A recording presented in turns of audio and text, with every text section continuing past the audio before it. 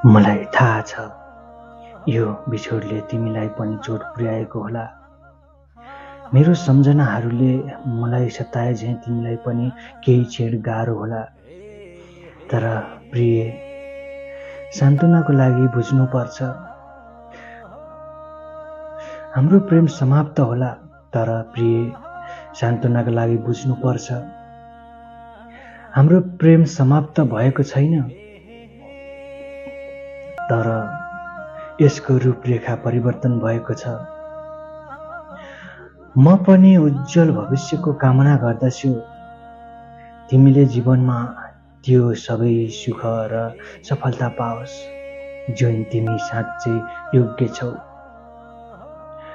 तिम्रो सुन्दरता र असल हृदयले संसारमा सधैँ प्रेम र खुसी फैलाओस्।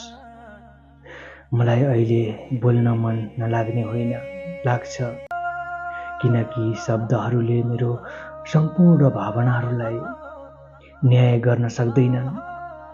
तर तिमीप्रति मसँग कुनै आग्रह वा पूर्वाग्रह छैन, केवल गहिरो सम्मान र प्रेम मात्र छ।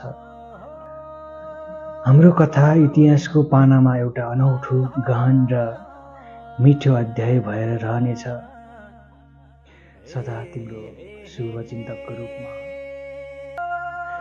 यदि तपाईँहरूको पनि जीवनमा घटेको घटनाहरू, कथाहरू, कविता, मुक्तकहरू छन् भने हामीलाई लेखेर पठाउन सक्नुहुन्छ।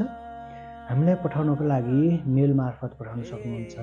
SISWR011@gmail.com मा पठाउन सक्नुहुन्छ र हामीलाई मेसेज मार्फत पनि पठाउन सक्नुहुन्छ भन्दै आजको यस भिडियोबाट म बिदा हुन्छु। हस्त नमस्कार।